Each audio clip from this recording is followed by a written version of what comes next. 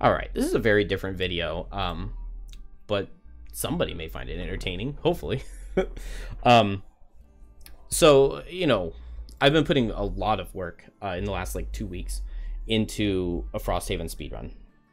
So I really, I should be working on the Blinkblade tier list video, but anytime I think about it, I just think about the Frosthaven speedrun because I've put tons of time into Blinkblade. It's by far the character that I've played the most, which is kind of funny because in all of the stuff that I've uploaded, I don't know, it's been like 500 hours of Frosthaven stuff.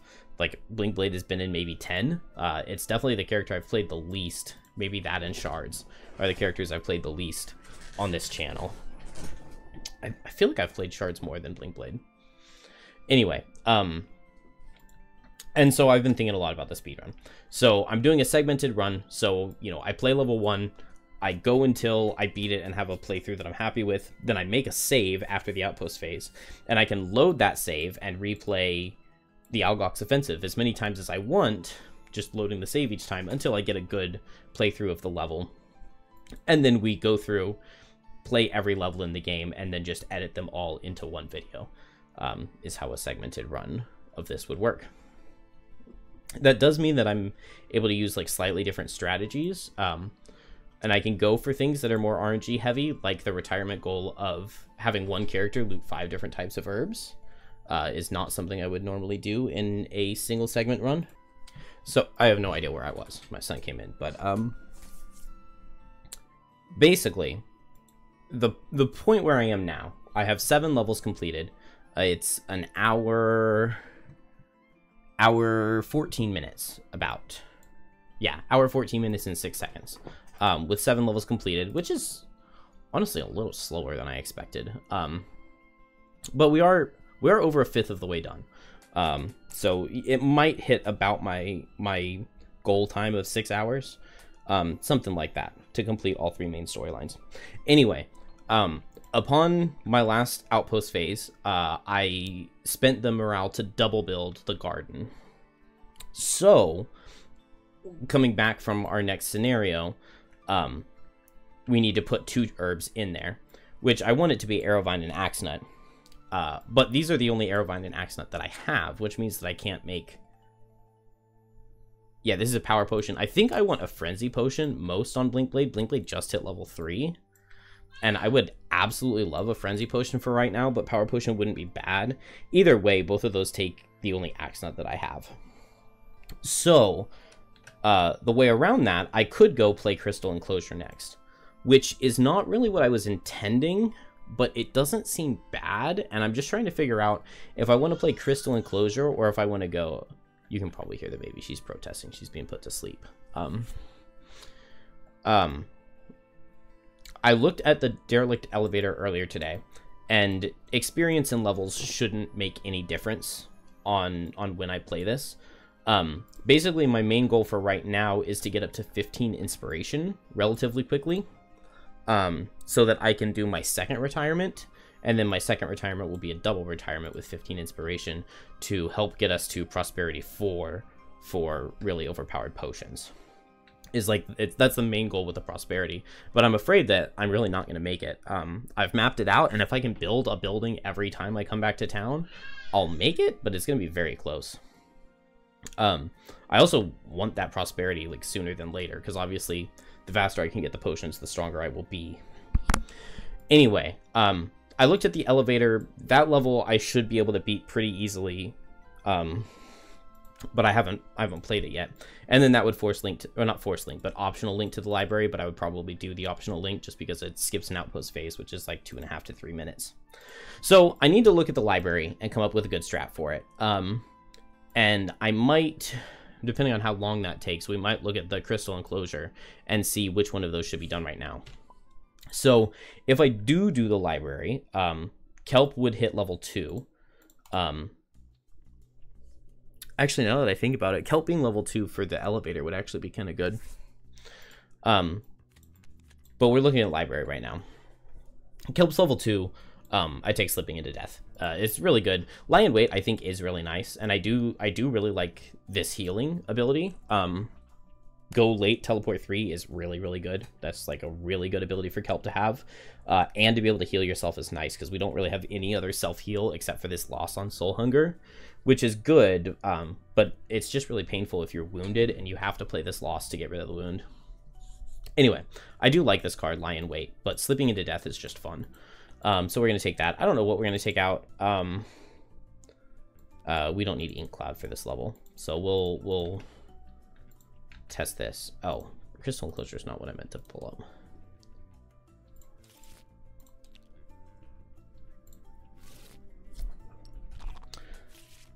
So we will look at the library. And we just need to figure out the order for these levels. I think... So I can get 15 inspiration by doing Ancient Spire, Derelict Elevator, and Quatryl Library. I want to delay the Ancient Spire until I have a slightly better attack modifier deck on Kelp, because basically in that level, all you have to do is kill Elite Chaos Demon. And so I want a good attack modifier deck. I'll use this Haunting Brutality to teleport 6 onto him and make him suffer 2, and poison him with a poison potion, and hit him with Lacerating Stabs, and Spyglass one of the hits, and, you know, hopefully the deck will be good enough that Kelp can just one-shot it. That's basically the goal. So just doing those 3 levels gets me the 15 inspiration that I need to do my double retirement, which would be good. So that makes me want to delay Crystal Enclosure, but thinking about how nice it would be to have Slipping into Death for the elevator kind of makes me want to take, makes me want to do that first. But we'll you know, this has always been a difficult level, in all versions of the speedrun. My very first route for this used Deathwalker, who was extremely good. Mostly because of, or in this level, she's really, really good, because you just put shadows under all of these things and wound them with Anger of the Dead, and then you use Blink Blade's Sand in the Hourglass to make everything that's wounded suffer, and you kill these ancient artilleries. You put shadows under all of them on one turn, and then you wound them, and you attack them all with Wave of Anguish, and you don't even have to like get close to these artilleries, and you just kill them from the other side of the map. And then you can focus on the rune machines. So if you don't know this level, these rune machines don't focus on moving towards us. They focus on moving towards this pressure switch. And if they reach the pressure switch, we lose. So they still can attack us, but really the whole level is just don't let them get there. So you want them to stand still as long as possible. I also want to play this level before their movement speed goes up too much. So monster level 3 here. Oh wow, it's all the way to monster level 5 before it goes up to 3. I thought it was faster than that, because I know in one route that I did. It might have been when I was doing +2 difficulty, though. It probably was. Anyway, in one route that I had, this level was really difficult because Ruin Machines got there quickly. But messing around with playing it earlier, I think makes it a lot easier. So we need to figure out how exactly we would start. And what the plan for everything is. So my first thought, my first question is like how I'm going to deal with these back artilleries. Which is something that Kelp could do. Artilleries are annoying for Kelp because they're immune to Muddle, which makes it hard for us to bane them. They're also 9 health, which is not really a good health number for us to be baning. And then these Ruin Machines are immune to poison, which also makes it harder to get banes off. Tumultuous Panic is really, really good here for the bottom, for this big, huge teleport. It gets us just a completely free bane on one of the Ruin Machines, and then more Ruin Machines spawn on turn 7. So that's one of the 4 Ruin Machines. It's just completely dead to a Succumb to Fear Tumultuous Panic combo. And then another one can just die to a Lacerating Stabs, teleport onto it, wound it, and muddle it with the Mantle of Dread loss, wound, muddle, and then the Soul Hunger. And then when you do that, you can do it from low health because you're going to get the nice big heal 5 heal.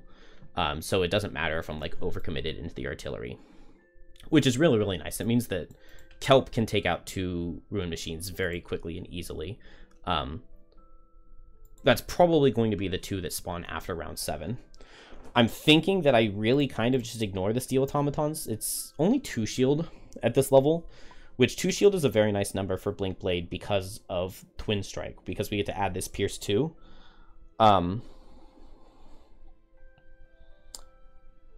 Which I guess that's a little unfortunate. So that's what it was. In one of my speedrun routes, I delayed this level until Blink Blade was level 6.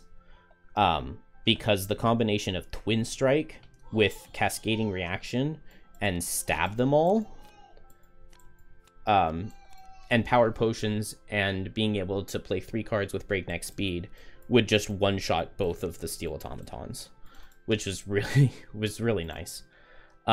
They do have a lot of negative condition or immunities, but let's see, they can still be wounded, they can still be immobilized, and they can still be muddled.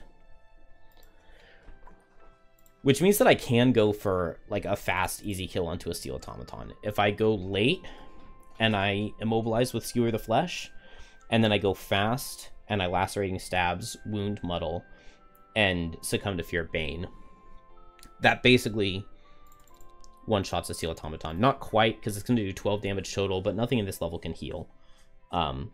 So it would just be get onto it and then ignore it.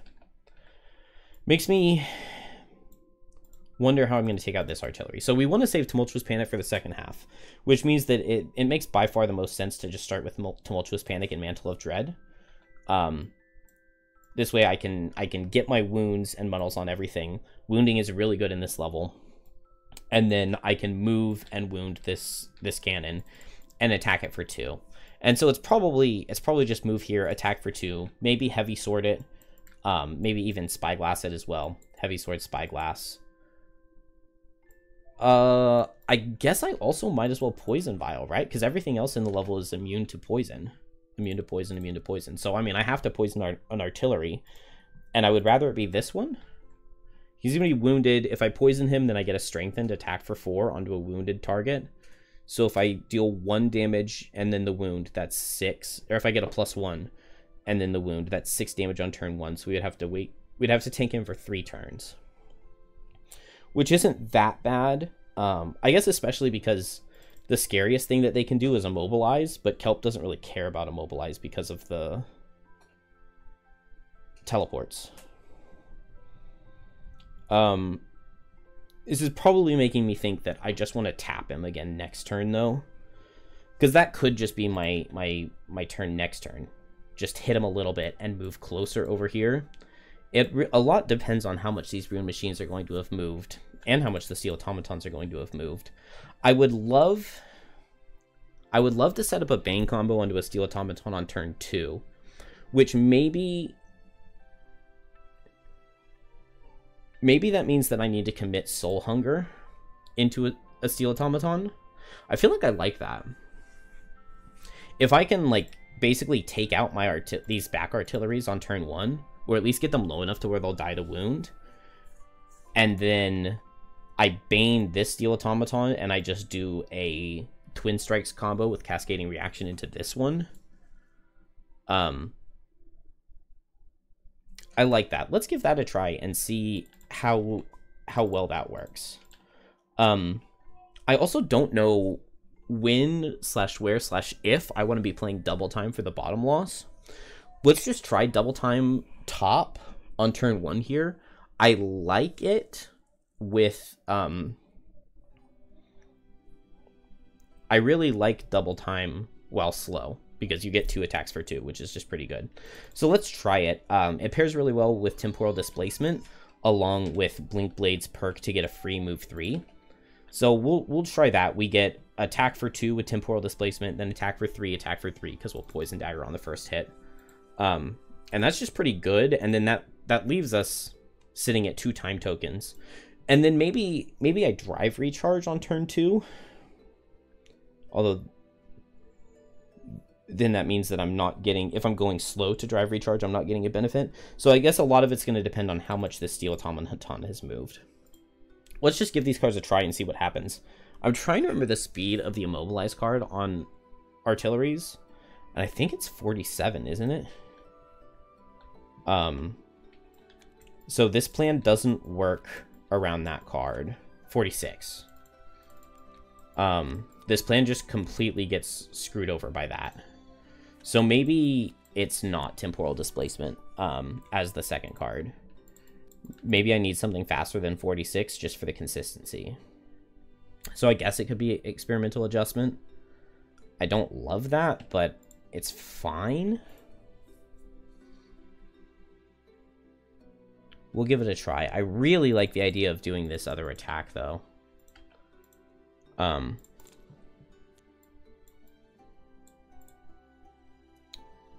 didn't put them on there. Okay. I don't know. I'm just gonna... I mean, it doesn't really matter. I'm gonna shuffle these. Self-destruct also doesn't matter here. Okay, so Blink Blade's first. So we get the free move 3. The unfortunate part with the free move 3 is that you can't use jump boots on it because it's at the start of your turn, and like this is a separate ability, which means you can't do it during a move ability.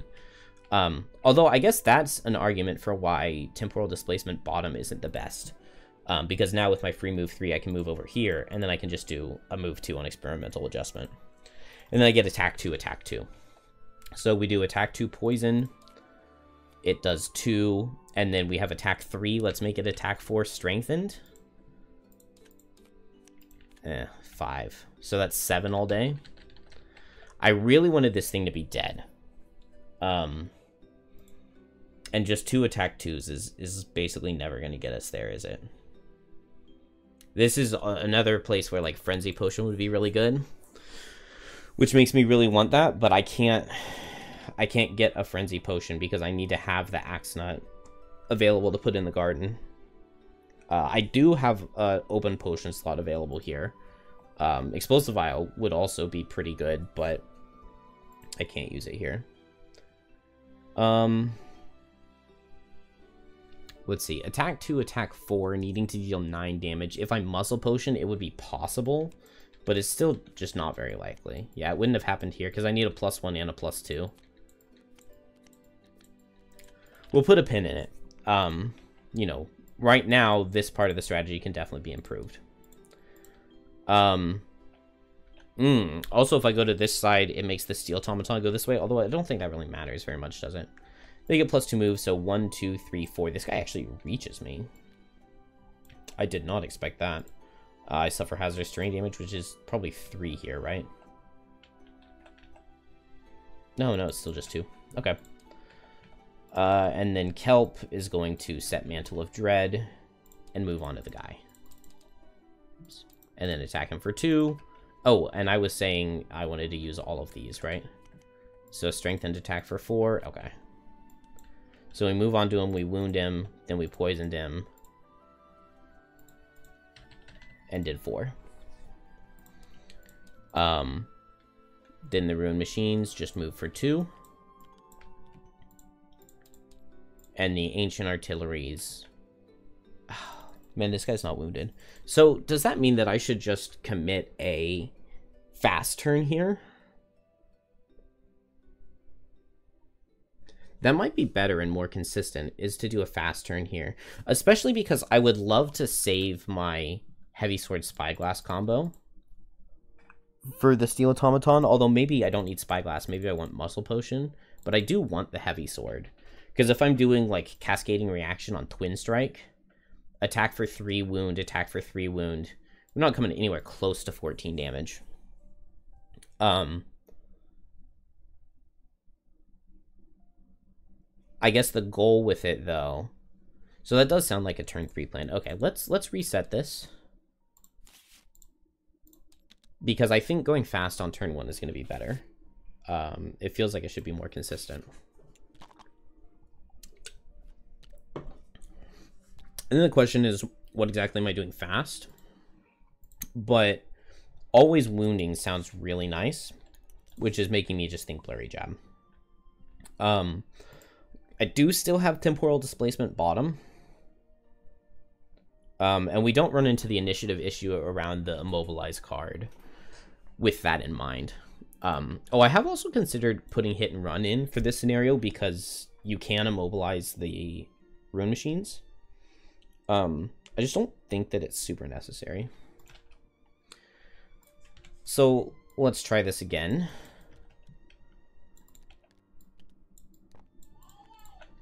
But with Blurry Jab on turn 1.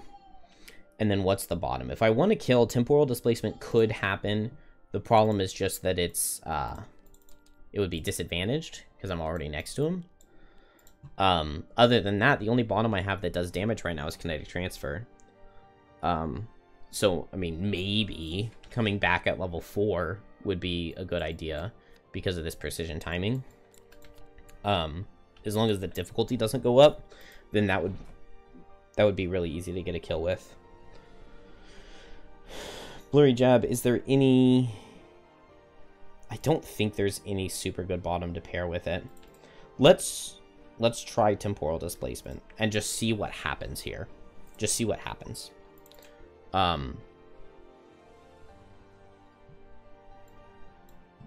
Feels like this one's a lot louder.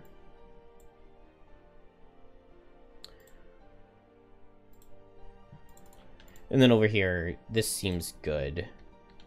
I guess if I get immobilized, I don't get to hit him, but I'm only missing a wound and an attack too. I'm still getting my persistence set up. So immobilized here is probably fine. Oh, dang it. Okay, Big Shield is another... That's a huge problem card for Blink Blade, because we committed going fast to trying to get the kill. And Shield 2 really screws that over.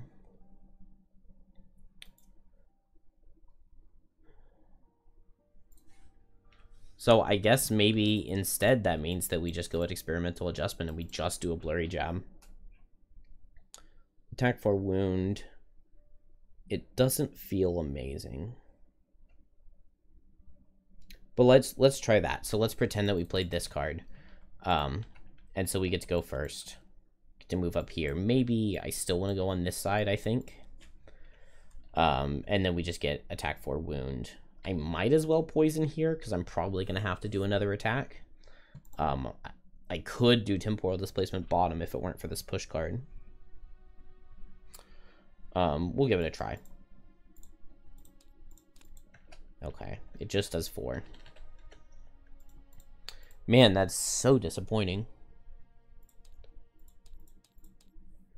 And then Artillery is going to push and attack me. It's only an attack for 1. And then over here, an attack for 1. I'm not in range. No, that's 6. And then we get Kelp.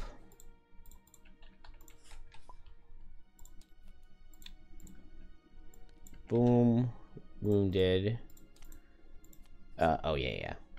I need to remember to do these. Okay, that's 5.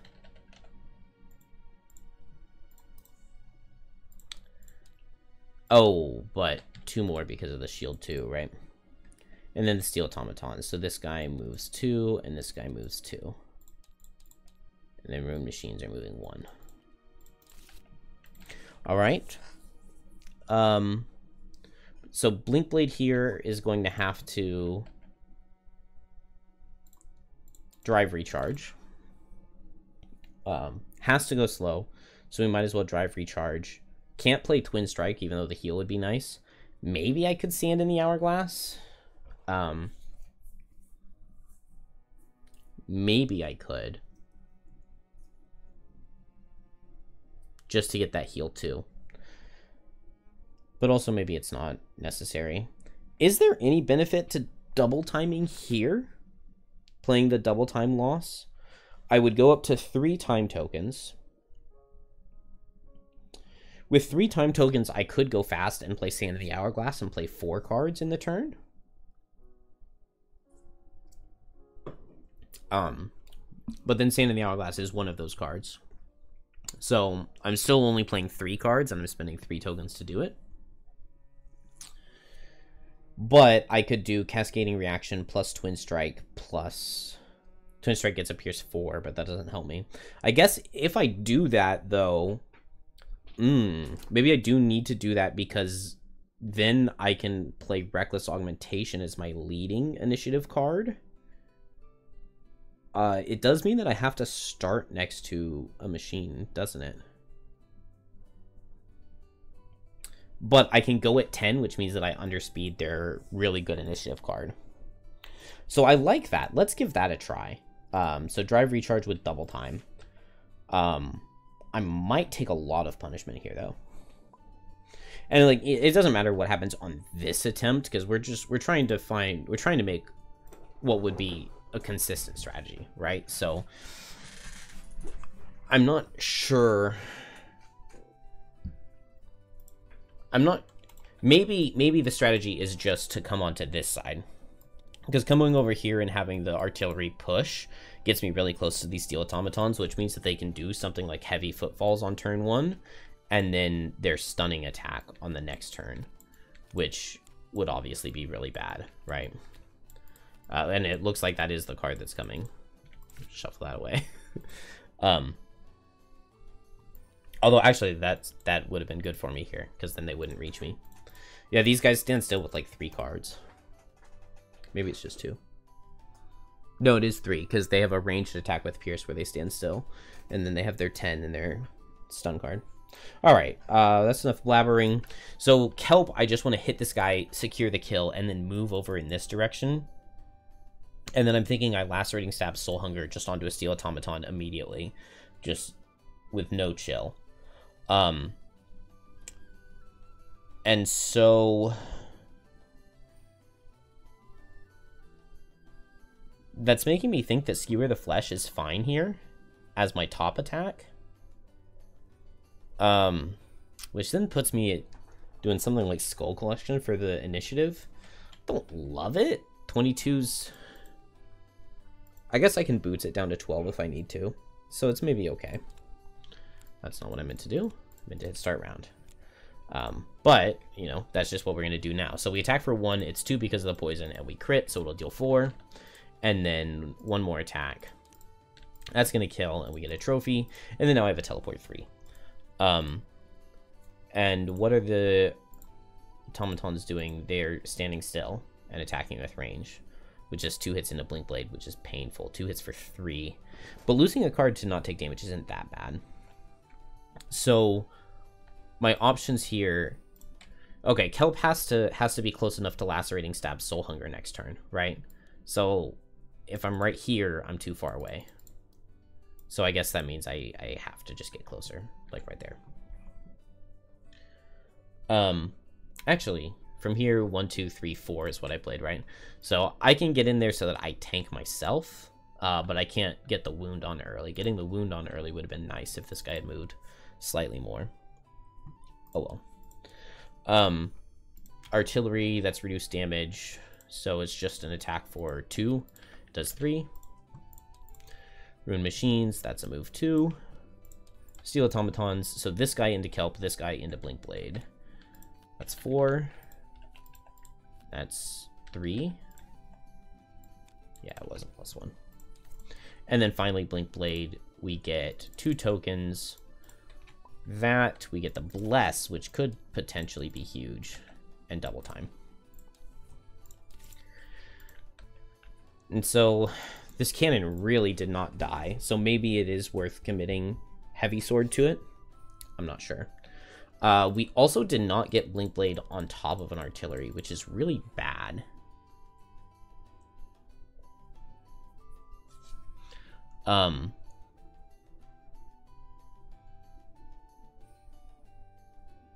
That is like surprisingly bad that an artillery is not next to me, because now if I go fast and play Sand in the Hourglass Bottom, it's not until the end of your turn that you get to pay the token to play an extra card.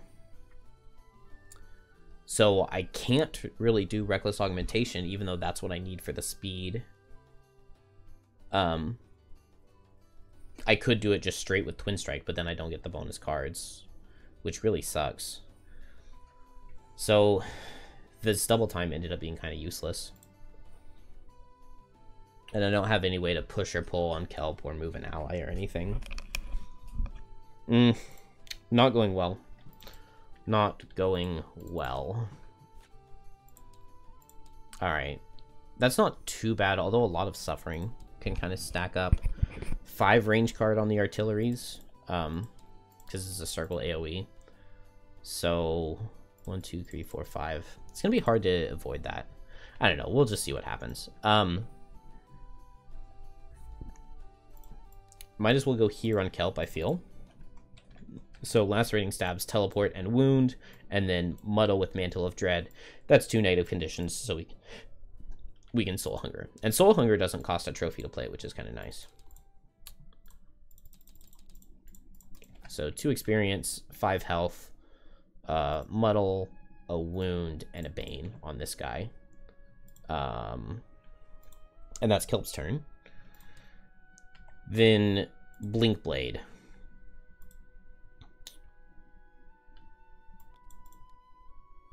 Move with Twin Strike.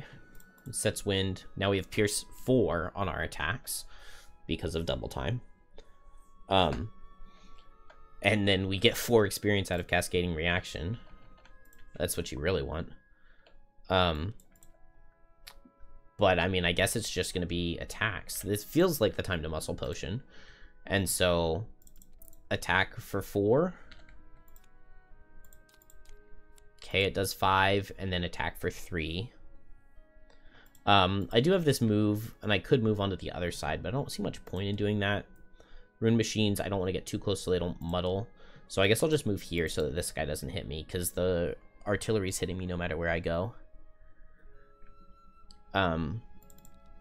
So I did 5, right? And he's wounded. And then now just an attack for 3. Does 4. So it didn't kill. Had I been next to him, it would have he would have died with the Reckless Augmentation loss, right? But now he just dies to that next turn always. Which I guess is good. I don't know. I don't love this. I don't love this. I'm probably going to go back to the brainstorming phase. This guy's going to suffer 1. Kelp's going to suffer 1 and then 2. And then this guy suffers 10. This guy is just going to suffer 1. Blinkblade suffers 1 and then 2.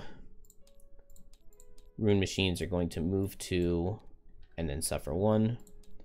And then the artillery is 1, 2, 3, 4, 5. Okay, so this guy hits 1, 2, 3, and then in a circle pattern. So he doesn't reach. But this guy definitely does reach. 1, 2, 3. Oh, 1, 2, 3. Oh, he hits both. So we get attack for 2, attack for 2. So we would love to have seen a miss on the Blink Blade. But honestly, losing 1 card here is not that bad. I think I need to be prepared to lose multiple. Because at this point, the level, I guess it's not super over. There's not that much left. It would be possible for the machines to be closer because they got a reduced move card on turn 1. But I think that that's just something that can be adapted to if it happens, right? If they come closer, then I can just change the plan a little bit. That doesn't seem like the end of the world. And then these guys aren't in range. Did I do this guy's wound? Probably did, right?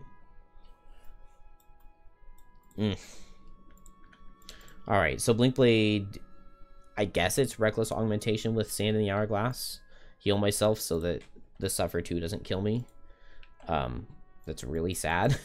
That's really, really sad. But I don't know what else to do.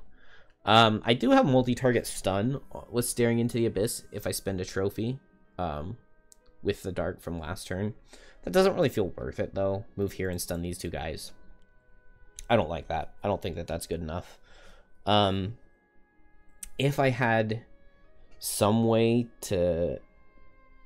Oh, Slipping into Death only does normals, which is really annoying.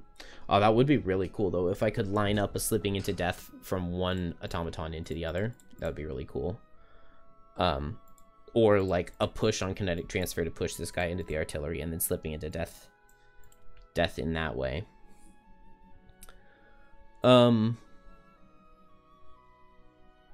Reckless Augmentation bottom could also be a play here, just to make these guys suffer from the wound. What can I do on Kelp here that's cool? One possibility. I don't love this, but it is a possibility. I could teleport here with Haunting Brutality and double loss, play Lacerating Stabs. I did just heal a full. And so this is attack 2, and then attack 4 if you hit, like, here, here, here. So I would get attack 2, attack 4, and they would both suffer 2 from the Haunting Brutality. And these guys never move 4. They never move 4. 3 is the most that they can move. And one of their move 3s, they suffer 1 damage themselves. So if they went down to 7 and they were wounded, they would both go down to 6. And then if I pull 0s, they do survive. But then they would die to Sand in the Hourglass. Hold. So does that mean that we do this strategy with Haunting Brutality and Lacerating Stabs? I'd have to short rest for it, and I lose both cards. So that is risky, because short resting, I don't want to lose Tumultuous Panic, and I don't want to lose Lacerating Stabs, because both those cards are very good.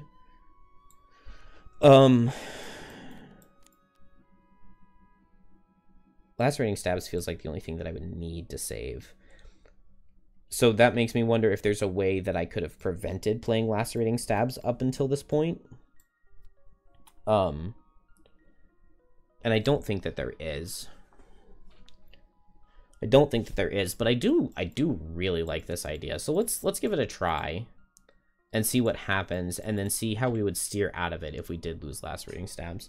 So Tumultuous Panic I really don't want to lose, because it's such an easy combo with Succumb to Fear to just get an absolutely free Bane on something. So what happens here if we suffer 1 and lose a different card, and then we lose Lacerating Stabs, just like I feared? So that changes things a lot. I can do this with Skewer the Flesh instead of Lacerating Stabs. It's way less damage. I only get a wound on one of them. And then they're immobilized, which means that they're hitting me if they're attacking. So that's no good. I am tanky here, which means that I could go for a late Skewer the Flesh.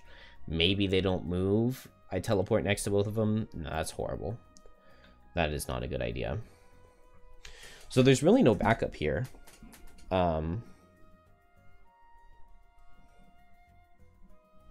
It's really unfortunate because I liked everything about this plan. Oh, okay. I've got it. So what I do, instead of Lacerating Stabs to teleport in and wound muddle this guy, I use Succumb to Fear bottom to teleport in and wound muddle him. And then I wouldn't have to rest. So we could still have this card, this card, this card, and what was the other one? Was it Skewer the Flesh that was in here? It doesn't matter which card it was. Turn 1 was Mantle of Dread with Tumultuous Panic. And then it was Skull Collection. Yeah, with Skewer the Flesh, because I did the 2-attack ones. Okay. So we play Succumb to Fear on turn 3. And then now I can play Lacerating Stabs on turn 4 with Haunting Brutality. That's a lot of losses. But if I can pull off a long rest, if like everything dies here. Okay, so the problem is that Kelp is going into very dangerous territory here. But maybe it's not too bad. The initiative on all of these things is pretty lackluster, which makes me think that I could go at 36. But I might as well just commit my boots, I think. And just go ahead and stand in the Hourglass. Also means that we did not need the double time at all. It hasn't paid off. It only pays off if I'm going to be next to the Steel Automaton already. So maybe... I was going to say maybe that means if the Steel Automaton's not coming up to me on turn 2, then I move next to it with double time. But then I'm not getting... If the turn after that is Reckless Augmentation with Sand in the Hourglass, I'm not getting the Twin Strike boost because I don't get to play 2 cards. Also, Reckless Augmentation isn't double time boosted up, so it wouldn't be that good. Alright, let's see what happens here. So we boots Kelp to go faster. We teleport here, make both these guys suffer 2. Furthest away, that's so annoying. 1, 2, 3, 4, 5, 6. Wait, 1, 2, 3, 4, 5, 6, 7. Wow. That's fine, because Blinkblade just backs up, right? And then it's reduced damage into Kelp. So I guess it's not that bad. Automatons with a clobber. That's really nice. Okay, so Kelp goes first, teleports here, attack for 2, attack for 2, attack for 4. Okay, that's 6 damage. And then attack for 4. That's 5. Beautiful. Wounded, wounded, 2 XP, a third XP. Done, done, dark is set. Beautiful. Then Blinkblade goes, I get the sand in the hourglass, so dead, suffers 2, dead, dead. And then I just back up 1, right? I don't want to do the suffer damage, so just a default move 2. We go down to 1 card remaining. But now this guy's basically dead. And we have several turns. So this is making me think that maybe I want to bring Morbid Camouflage instead of Staring into the Abyss. Because in this case now, next turn just going invisible gets me a free long rest, which would be really, really good. And I haven't seen any reason I need Staring into the Abyss. The only thing that it gets me is an extra condition into a Ruin Machine, potentially. But that doesn't feel super important to me, I don't think. So, what is this now? So it's attack for 1, attack for... yeah. Attack for 2, attack for 2 into Kelp. Ruin Machines are dead. Steel Automatons, this guy dies. This guy goes down to 1. And then Kelp just goes invisible. Blinkblade, we lost a card to damage already, so we'll just go slow here. Or, yeah, go slow. Long rest. Steel Automaton at 10, dead. Kelp just moves onto a loot token and goes invisible with Morbid Camouflage. Blinkblade gets the long rest off. And we're relatively happy. Sand in the Hourglass is still pretty good here. Reckless Augmentation is good if it's boosted up by double time, but it is a lot of self-damage to take. Experimental Adjustment is also decent boosted up by double time, but probably feels like that's what goes, right? So this is only round 6. We don't get more Ruin Machines until next turn. So what can I even do here on Blinkblade? I don't want to be like right on top of an artillery. But I guess I could just go Sand in the Hourglass, Blurry Jab while fast. And that puts me relatively late. Blurry Jab will reach because of the double time. That seems fine. So I just long rest here. And then I just hope that I'm slower than him. If I'm not, maybe I just don't get closer. I'm not. It would be disadvantaged though. What happens if I have to lose a card? It's not good if I have to lose a card. Let's just try it and just see what happens, right? So move 7. I'm out of range of this guy because it's only 5 range. So move 7, wound, and suffer 2. Maybe just attacking would be better. A health potion would be nice. Alright. Let's see how that ends up hurting me. Attack for 4 at disadvantage, it misses. I knew it was missing. Not consistent, but was this the one where we were saying that Blinkblade needed to not be pushed in? I think it was, right? So we just put Blinkblade on this side, and it might be better? Question mark? We did pick our Kelp card, which is nice, and it's Morbid Camouflage that we drop for sure, right? This is where we get the 2 elite Ruin Machines.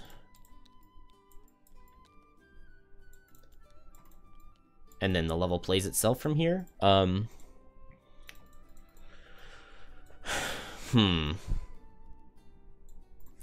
don't have the poison potion, right? Poison potion would do really well here. I guess I can just go ahead and just target. Well, there's no need to target the Ruin Machine right now, right? Because all he's doing is running here. And who cares? He's not going to get there for several turns. So I might as well go for the artillery first. Wow, and that's really not amazing, is it? He needs to have suffered 5 damage before slipping into death can bane him.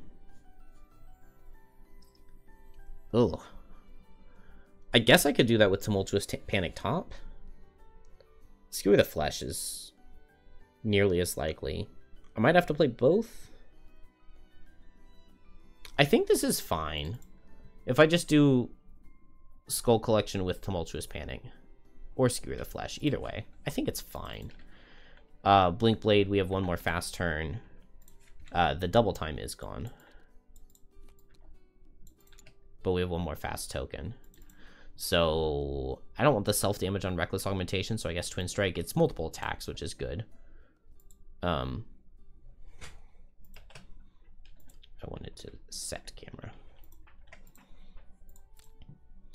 Let's see. Kelp's no longer invisible, but that's fine. I just move here and wound. Move with this, and then it's attack for 1, which is really underwhelming. But we'll make it attack for 1, strengthened attack for 2. Okay. Okay, it does 3.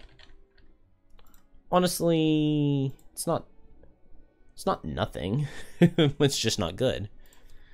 Sand in the Hourglass would go hard right here. Okay, Blink Blade, Twin Strike. Wow, missed on both characters.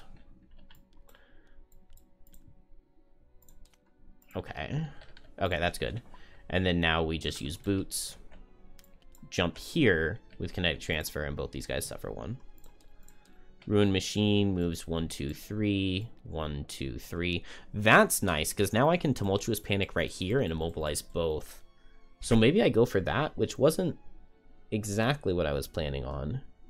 As long as they do a move 2 this next turn, it's fine, though. And this is not a shuffle, right? Their shuffles are their self-destruct and their stand still and attack with immobilize? No. Is it the 56? Is their other shuffle? Yeah, the Signal Jam.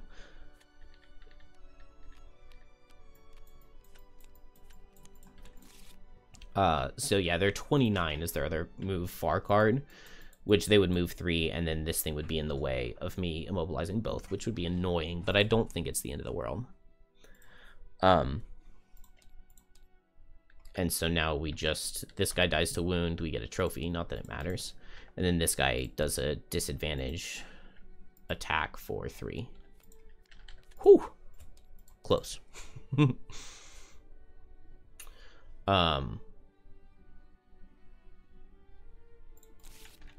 Oh. Okay, I guess I can't really do the slipping into Death Bottom. I have to do Tumultuous Panic Top, because I just need damage. And I need to go fast, so it has to be with Succumb to Fear, which then puts me at a very risky short rest situation, because I want these 2 cards on the short rest. Oh, that sucks. Does that mean that I just go for these guys this turn? I think it does. I just go for these guys this turn and I sacrifice Kelp. This has turned really ugly. I want it to be a lot more consistent than this.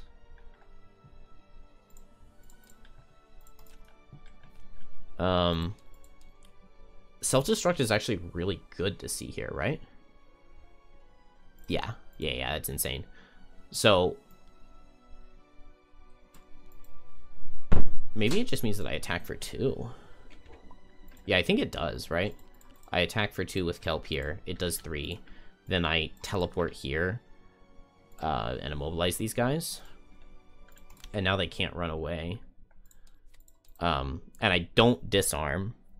And I don't need to bane either of them, because I'm just going to lose cards to damage. Right? This guy unfortunately survives. And so he attacks me for 3. It does 5. And I have to lose this card. I guess that means that I would wound this guy right on the teleport. And then Ruin Machines. Oh, I would have wanted to wound the slower one. Duh. Alright, this guy attacks for 3. It would deal damage, so I lose 2 cards. Dang. And then the self-destruct kills me, which means that this guy can't attack anybody.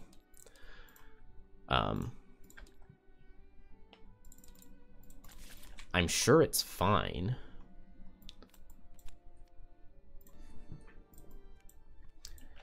It's gotta be sand in the hourglass goes, right? Because I just kill this guy with damage. Yeah, I mean, this isn't even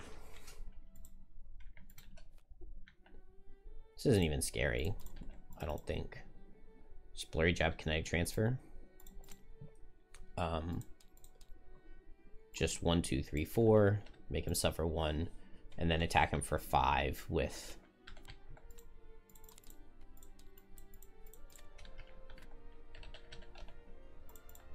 Honestly, super underwhelming damage. This guy dies. This guy suffers. 85. That's just the move 1, right?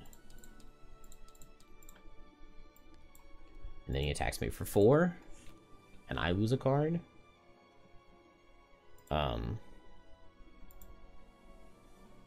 Maybe it's easiest to just lose these two.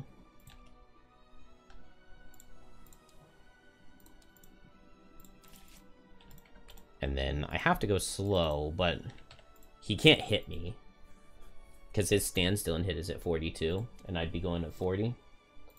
31. He moves 1, 2, 3, but then I move 1, 2, 3, and I attack him for 1, and I attack him for 2. Yeah, I don't have a -2, so it had to be the miss.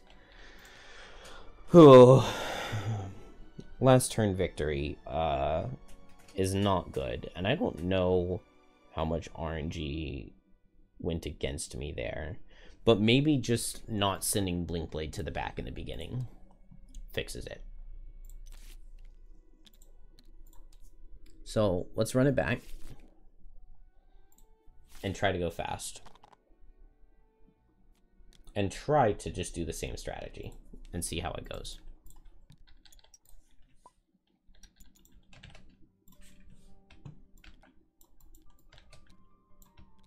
See if there's anything that like can go really wrong that I didn't think of, because it definitely seems like it could happen. Although that shield card is probably the worst thing that can happen on turn 1, right? We're going fast here. Boom. We got the shield card again, which is really bad for Kelp. But that's why we go fast on Blink Blade. We come down here. I think I do commit the heavy sword here. I think I do. And I can spyglass this as well, because I have the muscle potion for later. So, strengthened attack 5. Okay, that's good. And then this thing attacks for 1. And then these guys, same card. Moving 4. 1, 2, 3, 4. 1, 2, 3, 4. Yeah. Then Kelp. Kelp could go here and wound this guy. That's kind of interesting, but it's probably better to go up here, right? Feels like it's better to go after this guy. This is where I'm using these items, right? Yeah, Kelp's deck is not that good at this point.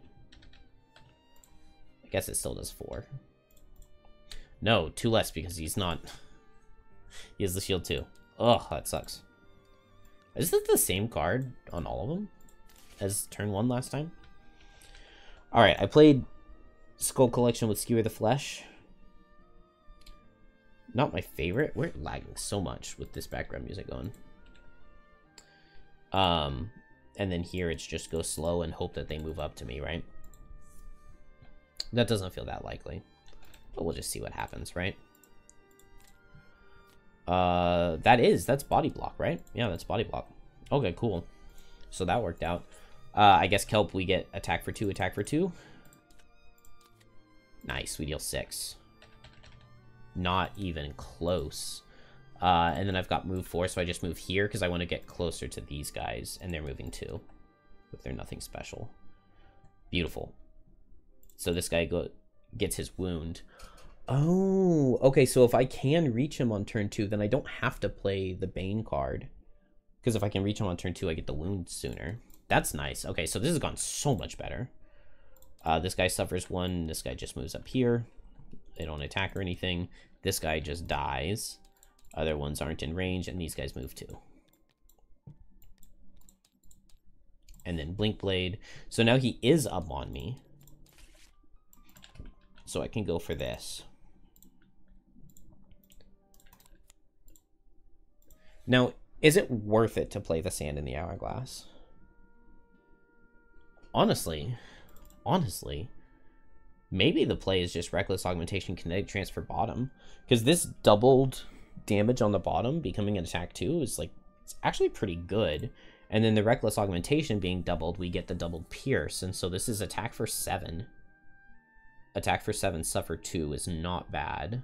We did also add the extra crit with the drive recharge.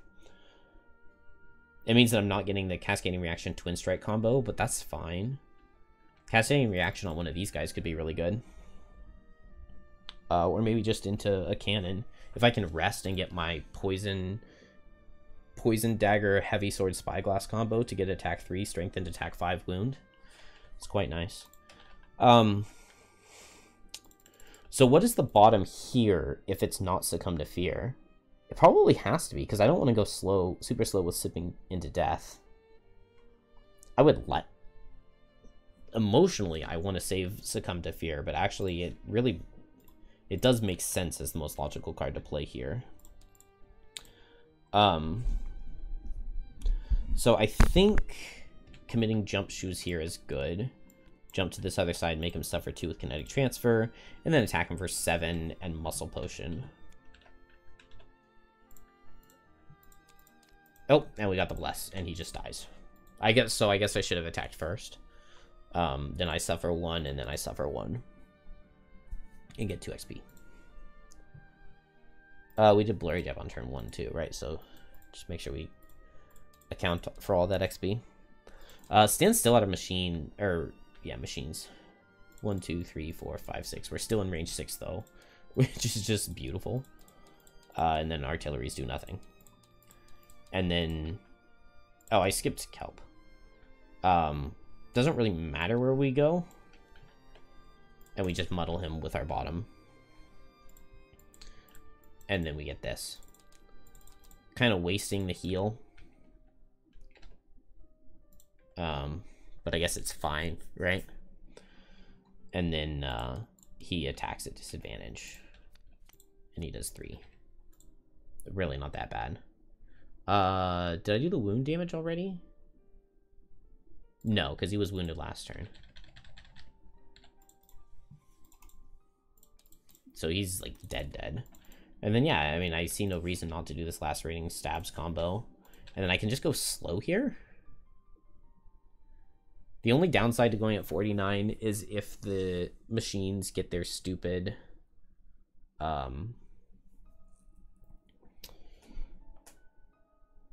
stand still attack with a mobilized card. Although we saw that last turn, didn't we? The Reckless Tackle. Devastating Tackle. So this would be the only downside to going at 49 and just going slow and doing Sand in the Hourglass. I don't have enough movement, 1, 2, 3, 4, 5, 6, to reach, even going fast.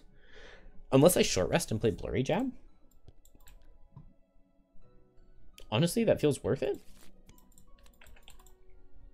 Blurry Jab, Sand in the Hourglass. Initiative works out perfectly here. And we just go.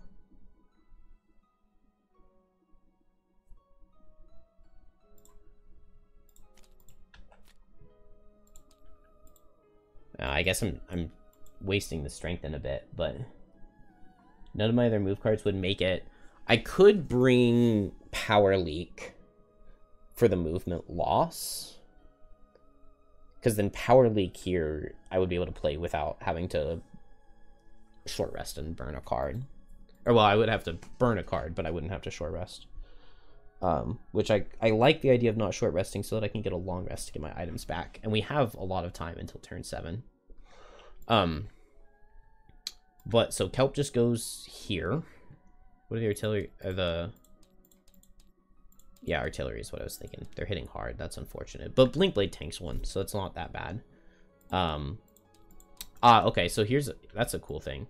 So I would want to make sure that I get behind them, which means I needed to move 1 more on the previous turn. Yeah, I needed to move 1 more on the previous turn. But if I get behind them, then if they only have their move 1, they don't reach me, which is nice. So, you know, document that. They each suffer 2. Set dark, get an XP. Lose Haunting Brutality, and then attack for 2 up top. Attack for 2 up top. So 4 damage all day. Attack for 4 on the bottom. 5 damage. 5 damage and a wound, and 4 damage and a wound. And then Kelp is done. And then Blink Blade. Oh, moves with Blurry Jab. Wounds this guy. And then makes all wounded targets suffer 2. And then Ruin Machines move. And then Artillery. Attack for 4. And then attack for 4. Do I still have 1 time token? Yes, I do. Because I went up to 3 and I haven't spent any extras and it's only been 2 turns. Okay, this went so much better than the previous attempt. I guess just because the artillery's moved to me, but the Reckless Augmentation... The Reckless Augmentation kinetic transfer combo feels really good, because even if I hadn't crit, I would have just Sand in the Hourglass that 1 Steel Automaton, and it still works even if I'm not next to him. I just need them to... Okay, so if they move on turn 1, I send Blink Blade down on this side. If they don't move on turn 1, I send Blink Blade on this side, because then as long as they move on turn 2... No, they don't even need to move on turn 2, because if I'm standing right here with Kinetic Transfer, I reach. Easy. Easy. And then now Kelp just goes for the long rest, right? And Blink Blade...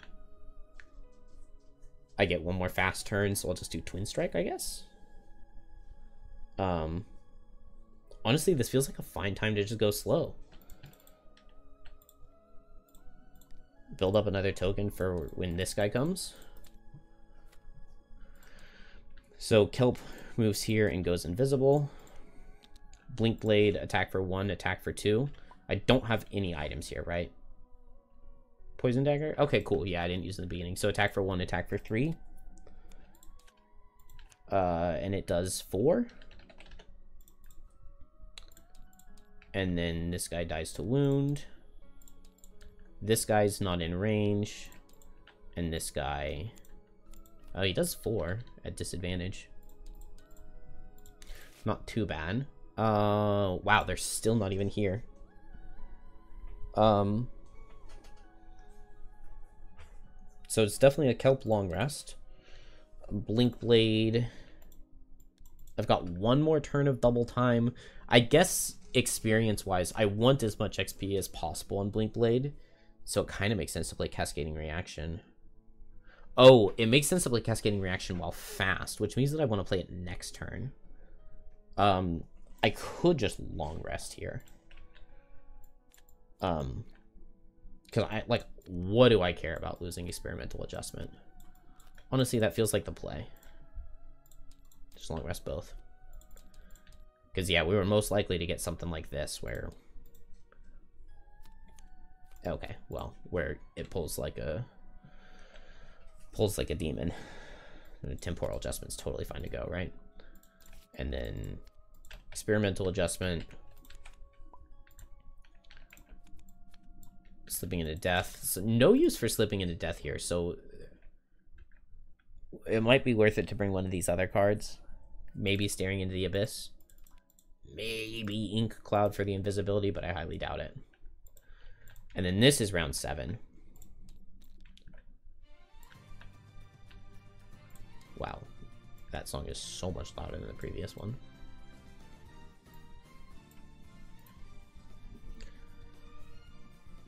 No longer invisible. But we got Jump Boots back, so Blink Blade just jumps over and absolutely destroys this guy with Cascading Reaction on his final double time turn. Kelp, same situation as last time, right? We go for the artillery first, because why would we not?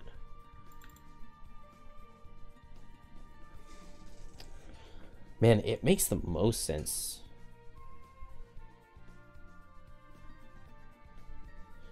It would be absolutely best if I could just Bane both of these guys. But the only way to do that would be to do like a Skewer the Flesh attack 1 onto each. Yeah, because I need... Or no. No, because I can't poison this guy, so I have to kill this artillery with damage. Which is simply not Kelp's strength at this point. But I guess I can get a sand in the hourglass to help out.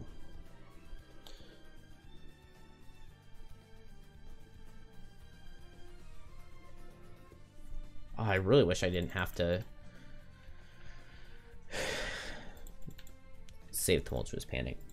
That's fine. Blink Blade's going fast. Uses jump shoes to jump here. And then Cascading Reaction. Can't poison, and I don't want to kill on the first hit.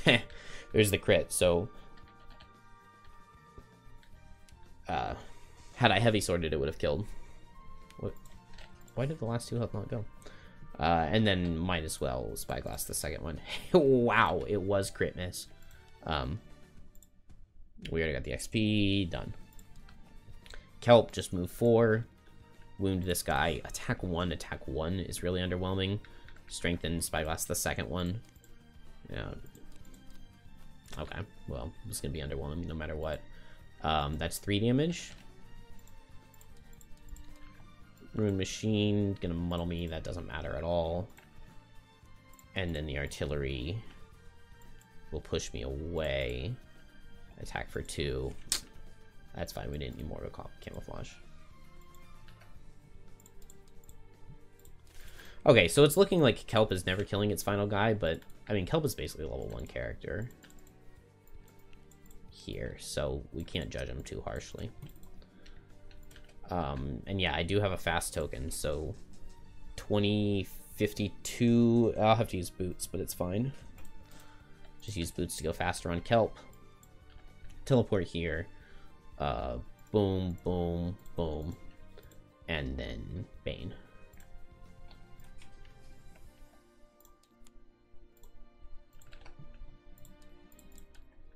And then Blink Blade. Ah, okay, so that would be a reason to save Experimental Adjustment on the long rest. Would be to get this loot at the end. Yeah, I would be missing out on 2 lumber if I didn't do that. This guy is still able to do that. Not that it matters. This guy needed to suffer his 2 too, right? And then now this attack kills with a 0.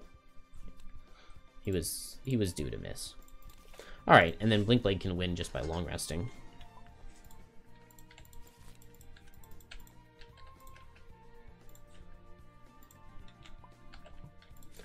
All right, so that wasn't bad. It took me like 20 minutes, and I was going extremely slow. What's in this chest? Random item blueprint. Honestly,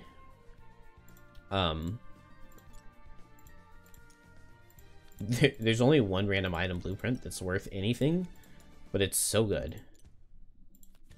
We're just not getting it. Here we go. The slippery sword.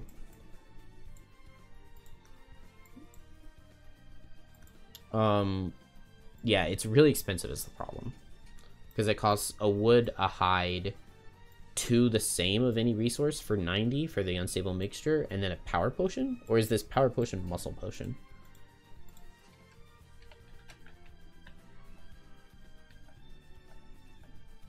Muscle potion, probably power potion, right? Yeah, 8590 is muscle power. Alright. It feels like that's probably the strat. It just needs a bit of practice. But it shouldn't be too bad. And I need to figure out more situational rules. Like if they don't move on turn 1. If they don't move on turn 1, Blink Blade goes on this side. If they do move on turn 1, Blink Blade goes on this side.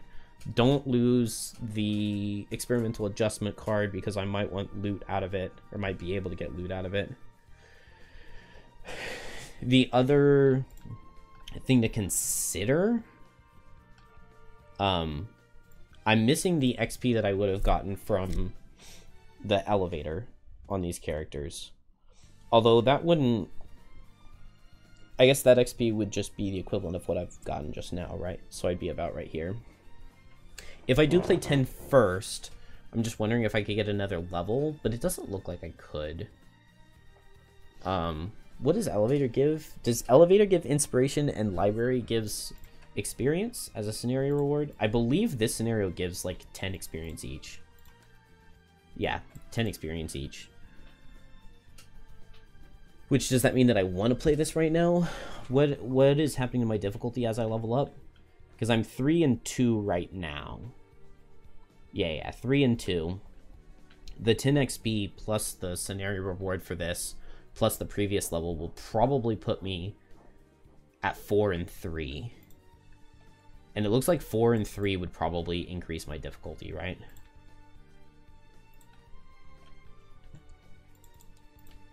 Four and 3 does increase my difficulty. Oh, does just one level up increase my difficulty?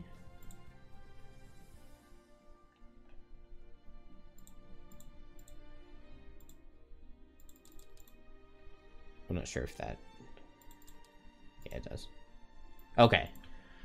2 levels up. 2 level ups increase difficulty. I'm not sure what all that matters for, but I need to be looking at the... Okay, it means that I want to delay...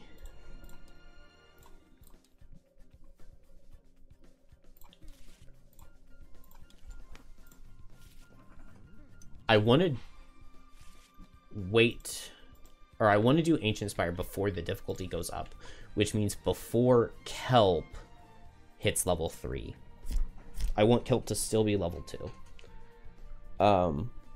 Which Kelp has played 2 levels before this, 2 more levels. That's probably about 80 XP.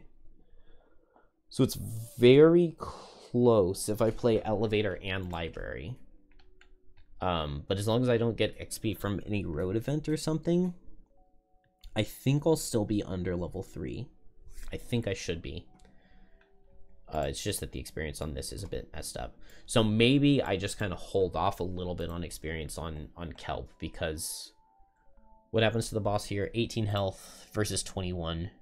Honestly, that's not even that bad. And we would get an extra perk for it. But 18 health, it's still kind of hard for us to do that in a turn, because the best combo is going to have to be Lacerating Stab plus Haunting Brutality, right? Suffer 2, Poison Potion, attack for 3, attack for 3, strengthened attack for 4.